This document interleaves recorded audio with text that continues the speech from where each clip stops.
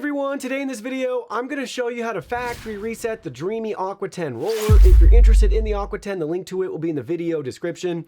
First things first, we have our unit powered on right here, so make sure you have your unit powered on. It should look just like this with the blue solid light and solid white lights there.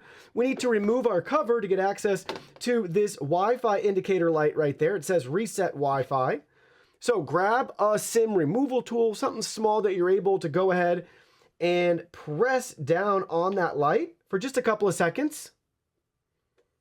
Restoring to factory settings. We got the voice prompt. You can let go then. You saw the light flicker.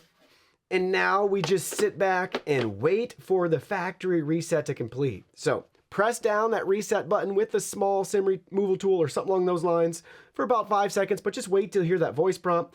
Then you can let go. Now we sit back, we relax. The lights are kicking back on. We'll wait for some future updates to know that everything was reset successfully. Startup chime, modules up, lights are on, suspension adjusts. Cover and scan QR code to download Dream Home app to view more operations. And in that audio now, we're getting the initial setup instructions to scan the QR code and complete setup. Robot back into dock before starting tasks. So that's it. Hearing, start charging. It means the installation is in place. But simple, straightforward. It's ready to go to scan to be set up for the first time again. Put it back in the dock to charge. All of that is told to you via the onboard speaker and voice prompts right there. But simple, straightforward to factory reset your DREAME Aqua10 roller.